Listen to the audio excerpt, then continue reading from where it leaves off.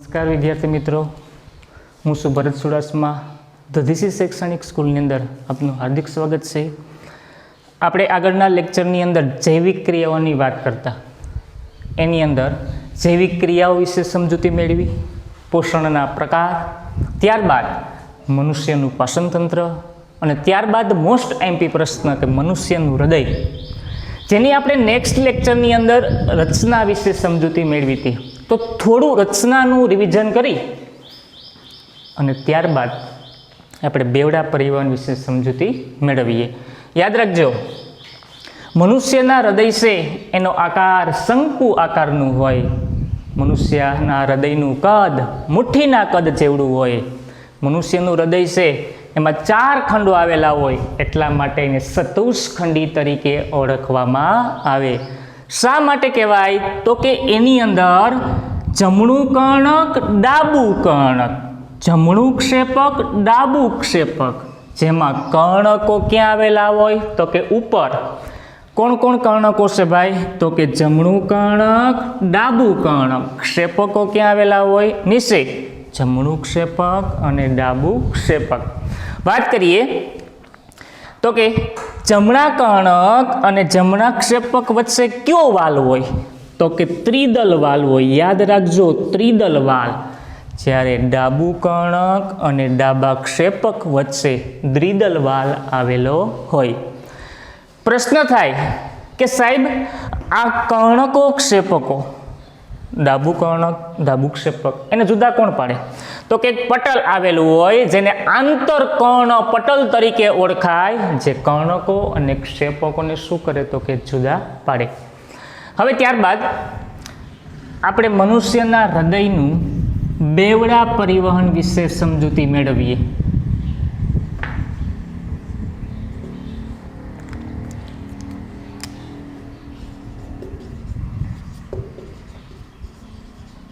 બેવડું પરિવહન. ગયા વર્ષે આ પ્રશ્ન પૂછાયેલો છે. સિમ્પલ અને સરળ રીત કઈ રીતના યાદ રાખવું એનો એક ચાર્ટ બનાવ્યો છે મેં. દરેક વિદ્યાર્થીઓ આ પોતાની બુકમાં લખી લે. આ આકૃતિ આગળના લેક્ચરમાં પણ દોરાવી હતી, અત્યારે ફરીથી દોરવાની છે. અને કોઈ પણ પ્રશ્ન થાય તો અત્યારે કોમેન્ટ કરી શકો. યાદ રાખજો, શરૂઆત તો ત્યાંથી જ કરવાની કે ભાઈ મનુષ્યનું હૃદય છે શંકુ આકારનું હોય, કદ મુઠ્ઠીના કદ જેવડું હોય. મનુષ્યના હૃદયની અંદર 4 ખંડો આવેલા હોવાથી જેમને ચતુષ્ખંડી તરીકે ઓળખવામાં આવે. યાદ રાખજો, શરૂઆત કરું છું. આકૃતિમાં બધાનું અહીંયા ધ્યાન.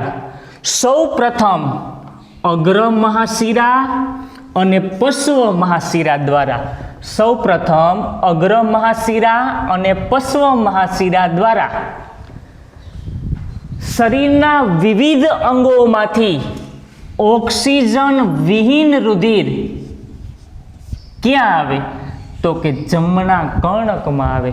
ફરીથી, સૌ પ્રથમ અગ્ર મહાશિરા અને પશ્વ મહાશિરા દ્વારા શરીરના વિભિન્ન અંગોમાંથી ઓક્સિજન વિહીન રુધિર ક્યાં આવે? તો કે જમણા કર્ણકમાં. યાદ રાખજો મિત્રો, જમણા કર્ણકમાંથી દ્વિદલ વાલ દ્વારા તેમનું વહન જમણા ક્ષેપકમાં થાય. પણ કેવું રુધિર? તો કે ઓક્સિજન વિહીન. હવે જમણા ક્ષેપકમાંથી ઓક્સિજન વિહીન રુધિર, જોજો અહીંયા, ફુસ્ફુસીય ધમની મારફતે, આ ધમની દ્વારા ક્યાં જાય? તો કે ફેફસામાં જાય. અને ફેફસાની અંદર આ ઓક્સિજન વિહીન રુધિરનું, ઓક્સિજન વિહીન રુધિરનું શુદ્ધિકરણ થાય અને ઓક્સિજન યુક્ત રુધિર બને. કેવું બને? તો કે ઓક્સિજન યુક્ત. જે ફુસ્ફુસીય શિરા મારફતે ડાબા કર્ણકમાં આવે, ડાબા કર્ણકમાંથી ઓક્સિજન યુક્ત રુધિર દ્વિદલ વાલ દ્વારા ડાબા ક્ષેપકમાં આવે અને ડાબા ક્ષેપકમાંથી ઓક્સિજન યુક્ત રુધિર શરીરના વિવિધ અંગો તરફ તેમનું શું થાય? તો કે વહન.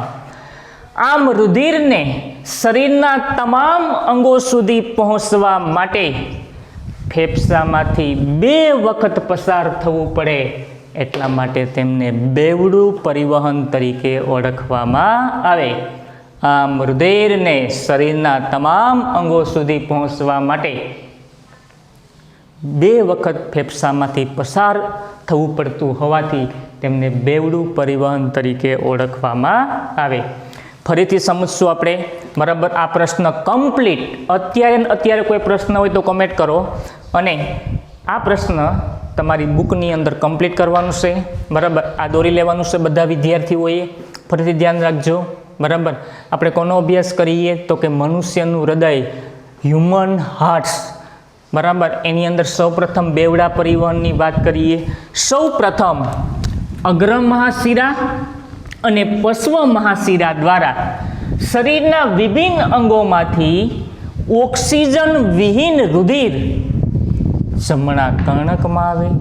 જમણા કર્ણકમાંથી ઓક્સિજન વિહીન રુધિર ત્રિદલ વાલ મારફતે જમણા ક્ષેપકમાં આવે. જમણા ક્ષેપકમાંથી ઓક્સિજન વિહીન રુધિર ફુસ્ફુસીય ધમની મારફતે ફેફસામાં જાય. ફેફસામાં તેનું શુદ્ધિકરણ થાય અને આ ઓક્સિજન યુક્ત રુધિર ફુસ્ફુસીય શિરા મારફતે ડાબા કર્ણકમાં આવે અને ડાબા કર્ણકમાંથી ઓક્સિજન યુક્ત રુધિર દ્વિદલ વાલ દ્વારા ડાબા ક્ષેપકમાં આવે. આમ ડાબા ક્ષેપકમાંથી ઓક્સિજન યુક્ત રુધિર શરીરના વિવિધ અંગો તરફ વહન પામે. આમ રુધિરને શરીરના તમામ અંગો સુધી પહોંચવા માટે ફેફસામાંથી 2 વખત પસાર થવું પડતું હોવાથી તેમને બેવડું પરિવહન તરીકે ઓળખવામાં આવે. હવે એક સિમ્પલ પ્રશ્ન કહું છું, તમને કોઈ પ્રશ્ન કરે કે જમણી બાજુ કેવું રુધિર હોય, યાદ રાખજો, જમણી બાજુ કેવું રુધિર હોય તો કે ઓક્સિજન વિહીન હોય. કેવું હોય તો કે ઓક્સિજન વિહીન. અને ડાબી બાજુ કેવું હોય તો કે ઓક્સિજન યુક્ત રુધિર હોય. કેવું હોય? ઓક્સિજન યુક્ત. તો હવે આ હૃદયને ફરીથી આપણે અહીં સમજીએ. જોજો બધા તમામ, આ લખી લેવાનું, બધાએ કમ્પ્લીટ કરવાનું છે. અગ્ર મહાશિરા અને પશ્વ મહાશિરા દ્વારા મેં તમને જે આકૃતિમાં સમજૂતી આપી એ જ માહિતી અહીંયા. કેવું રુધિર હતું? ઓક્સિજન વિહીન.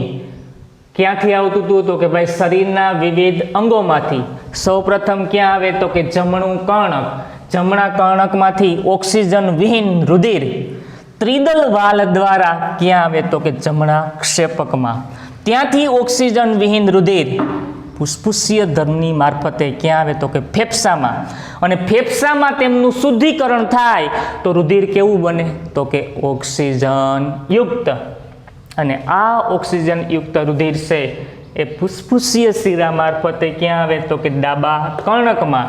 ડાબા કર્ણકમાંથી દ્વિદલ વાલ દ્વારા ઓક્સિજન યુક્ત રુધિર ડાબા ક્ષેપકમાં આવે અને ડાબા ક્ષેપકમાંથી ઓક્સિજન યુક્ત રુધિર શરીરના વિવિધ અંગો તરફ વહન પામે. આમ રુધિરને શરીરના તમામ અંગો સુધી પહોંચવા માટે ફેફસામાંથી 2 વખત પસાર થવું પડે, જેથી તેમને બેવડું પરિવહન તરીકે ઓળખવામાં આવે. હાલો કમ્પ્લીટ. ત્યારબાદ ફરીથી એકવાર જોજો, આકૃતિ દ્વારા માહિતી આપું છું. સૌ પ્રથમ અગ્ર મહાશિરા અને પશ્વ મહાશિરા દ્વારા શરીરના વિભિન્ન અંગોમાંથી ઓક્સિજન વિહીન રુધિર જમણા કર્ણકમાં આવે. જમણા કર્ણકમાંથી ઓક્સિજન વિહીન રુધિર ત્રિદલ વાલ દ્વારા જમણા ક્ષેપકમાં આવે છે. જમણા ક્ષેપકમાંથી ઓક્સિજન વિહીન રુધિર ફુસ્ફુસીય ધમની મારફતે ફેફસામાં આવે. ફેફસામાં આ ઓક્સિજન વિહીન રુધિરનું શુદ્ધિકરણ થઈ અને ઓક્સિજન યુક્ત રુધિર બને અને ત્યાંથી ફુસ્ફુસીય શિરા મારફતે ઓક્સિજન યુક્ત રુધિર છે એ ડાબા કર્ણકમાં આવે. ડાબા કર્ણકમાંથી ઓક્સિજન યુક્ત રુધિર દ્વિદલ વાલ દ્વારા ડાબા ક્ષેપકમાં આવે. આમ ઓક્સિજન યુક્ત રુધિર છે એ ડાબા ક્ષેપકમાંથી શરીરના તમામ અંગો તરફ વહન પામે. તેથી રુધિરને શરીરના તમામ અંગો સુધી પહોંચવા માટે ફેફસામાંથી 2 વખત પસાર થવું પડે, એટલા માટે તેમને બેવડા પરિવહન તરીકે ઓળખવામાં આવે. આપણે વાત કરી ધમની, શિરા અને રુધિર, આ ત્રણેય વિશે સમજૂતી મેળવી, પણ હું તમને ધમની, શિરા અને રુધિર કેશિકા કોને કહેવાય એના વિશે સમજૂતી મેળવવાની. આમાં એક તમને 11-12 સાયન્સ માટે એક નીટનો ટોપિક સમજાવીશ અને એ ખાસ યાદ રાખવાનું છે, બરાબર. આના પછીનો આપણો નેક્સ્ટ ક્વેશ્ચન છે ધમની અને શિરા.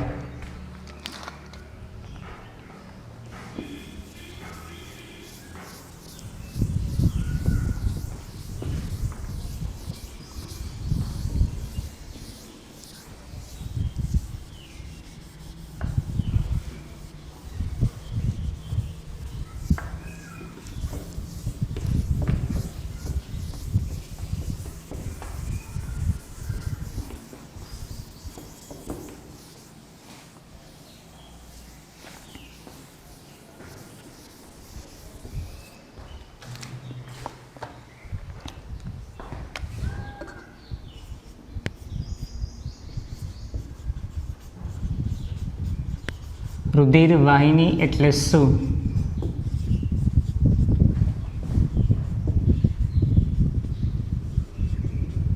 તેમના પ્રકાર. શરૂઆત કરીએ આપણે રુધિર વાહિની.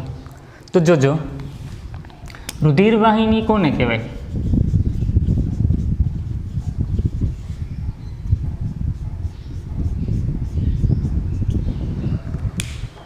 તો કે રુધિરનું, યાદ રાખજો,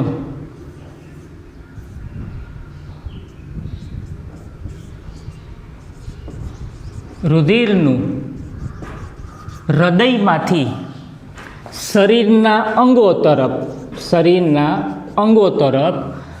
રુધિરનું હૃદયમાંથી શરીરના અંગો તરફ અને શરીરના અંગોમાંથી હૃદય તરફ રુધિરનું વહન કરતી વાહિનીને શું કહેવાય? તો કે રુધિર વાહિની.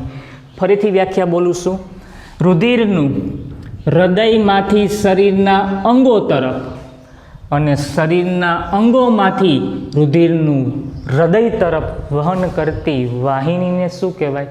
તો કે રુધિર વાહિની.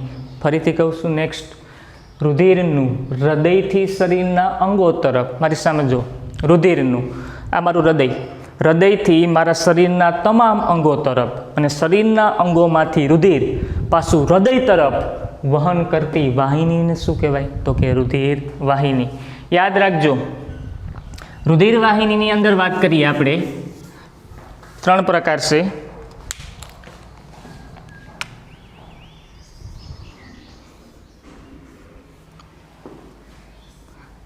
નંબર 1 ધમની, નેક્સ્ટ શિરા, એના પછી નેક્સ્ટ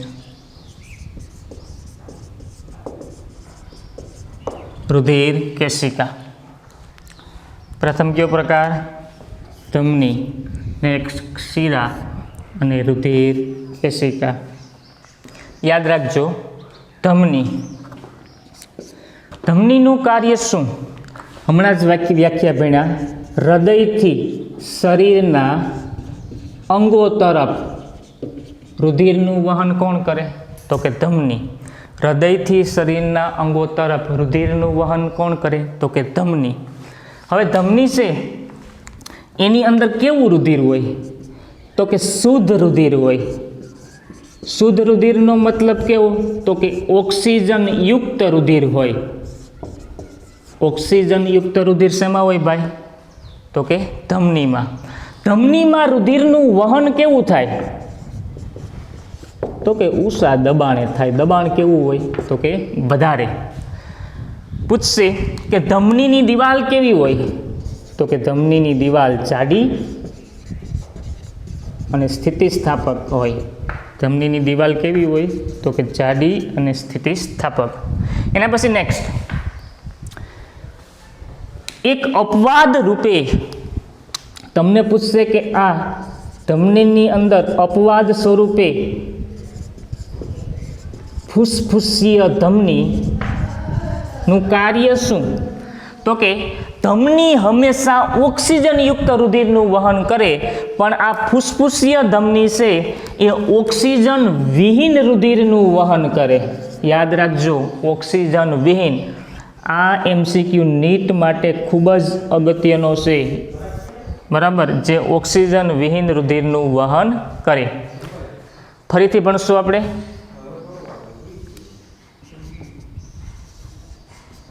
ધમની હૃદયથી શરીરના અંગો તરફ રુધિરનું વહન કરતી વાહિનીને શું કહેવાય? તો કે ધમની. ધમનીમાં હંમેશા કેવું રુધિર હોય?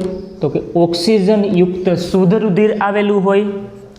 ધમનીમાં રુધિરનું વહન કેવા દબાણે થાય? તો કે ખૂબ જ વધારે, યાની કે ઊંચા દબાણે વહન થાય. તમને પૂછશે ધમનીની દિવાલ કેવી હોય? તો કે જાડી અને સ્થિતિસ્થાપક. ત્યારબાદ કઈ એવી ધમની છે કે જે ઓક્સિજન વિહીન રુધિરનું વહન કરે? તો કે ફુસ્ફુસીય ધમની, જે ઓક્સિજન વિહીન રુધિરનું વહન કરે, એક અપવાદ સ્વરૂપે આ ધમની. બરાબર. ત્યારબાદ નેક્સ્ટ શિરા ભણીએ કે શરીરના અંગો તરફથી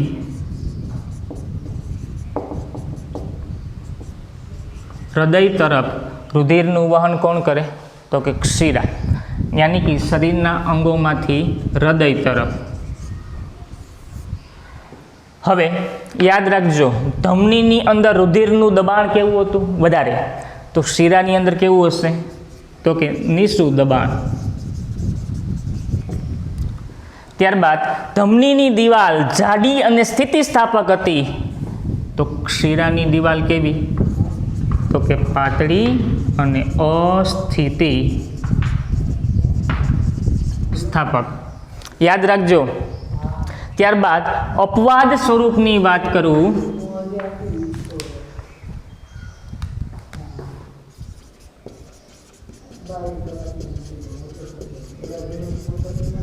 ફુસ્ફુસીય શિરા ઓક્સિજન યુક્ત રુધિરનું વહન કરે. યાદ રાખજો, મોસ્ટ એમપી છે, પૂછાશે કે ફુસ્ફુસીય શિરાનું કાર્ય શું? તો કે ઓક્સિજન યુક્ત રુધિરનું વહન કરવું. ફરીથી જોઈએ શિરા. શરીરના અંગો તરફથી હૃદય તરફ રુધિરનું વહન કરતી વાહિનીને શું કહેવાય? તો કે શિરા. આ એક તફાવત સ્વરૂપે જોઈ નાખીએ. હાલો યાદ રાખજો, કમ્પ્લીટ બધાનું ધ્યાન અહીંયા કમ્પ્લીટ યાદ રાખજો. ધમની અને શિરા. ધમની હૃદયથી શરીરના અંગો તરફ રુધિરનું વહન કરતી વાહિનીને શું કહેવાય? તો કે ધમની. અને શરીરના અંગોથી હૃદય તરફ રુધિરનું વહન કરતી વાહિનીને શું કહેવાય? તો કે શિરા. ધમનીની અંદર કેવું રુધિર હોય? તો કે ધમનીની અંદર હંમેશા શુદ્ધ રુધિર, પણ કેવું? તો કે ઓક્સિજન યુક્ત. જ્યારે શિરાની અંદર ઓક્સિજન વિહીન, યાની કે અશુદ્ધ રુધિર આવેલું હોય. ધમનીમાં રુધિરનું દબાણ કેવું હોય? તો કે ખૂબ જ વધારે, યાની કે ઊંચા દબાણે, જ્યારે શિરામાં તેનું દબાણ નીચું આવેલું હોય. ધમનીની દિવાલ જાડી અને સ્થિતિસ્થાપક હોય, જ્યારે શિરાની દિવાલ પાતળી અને અસ્થિતિસ્થાપક હોય. યાદ રાખજો, અપવાદ સ્વરૂપે ફુસ્ફુસીય ધમની ઓક્સિજન વિહીન રુધિરનું વહન કરે.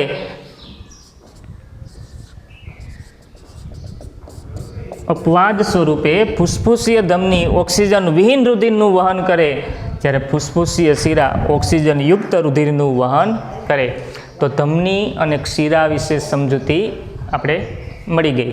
ત્યારબાદ નેક્સ્ટ રુધિર કેશિકાની વાત કરીએ. રુધિર કેશિકા કોને કહેવાય? તો કે યાદ રાખજો, આ એક ધમની છે. ધમનીમાં આ હૃદયમાંથી રુધિર આવે છે. કેવું રુધિર આવે? તો કે ઓક્સિજન યુક્ત રુધિર આવે. હવે એ રુધિર છે એ ધમનીમાંથી પસાર થઈ અને તેમાંથી નાની નાની શાખાઓ વિભાજિત થાય. આ નાની નાની શાખાઓને રુધિર કેશિકા તરીકે ઓળખવામાં આવે. સિમ્પલ વ્યાખ્યા કહી દઉં કે રુધિર કેશિકાની દિવાલ એક કોષી હોય છે. ખૂબ જ પાતળી હોય, બરાબર, એટલે કે અત્યંત સૂક્ષ્મ આવેલી નાની નાની નળીઓ જેવી રચનાને શું કહેવાય? તો કે રુધિર કેશિકા. એક સિમ્પલ પોઈન્ટ સમજાવું છું. કૂવામાંથી એક પાઇપલાઇન દ્વારા પાણી આવે. હવે આપણે આપણા ફાર્મ હાઉસની અંદર કોઈ શાકભાજીને પાણી આપવું છે. ફાર્મ હાઉસની અંદર આપણી પાસે ત્યાં ટપક સિંચાઈ પદ્ધતિનો ઉપયોગ કરીએ તો ત્યાં નાની નાની અનેક નળીઓમાં વિભાજિત થાય. આ નાની નળી અનેક સૂક્ષ્મ નળીઓમાં વિભાજિત થાય અને આ સૂક્ષ્મ નળીઓ છે જેને રુધિર કેશિકા તરીકે ઓળખવામાં આવે. યાદ રાખજો. સૌપ્રથમ ફરીથી રુધિર વાહિની એટલે શું પહેલેથી જોઈએ કે હૃદયમાંથી શરીરના અંગો તરફ અને શરીરના અંગો તરફથી હૃદય તરફ રુધિરનું વહન કરતી વાહિનીને શું કહેવાય? તો કે રુધિર વાહિની. તેમના કેટલા પ્રકાર? 3: ધમની, શિરા અને રુધિર કેશિકા. ધમની હૃદયથી શરીરના અંગો તરફ રુધિરનું વહન કરતી રુધિર વાહિનીને શું કહેવાય? તો કે ધમની. ધમનીમાં કેવું રુધિર હોય? તો કે શુદ્ધ રુધિર, યાની કે ઓક્સિજન યુક્ત.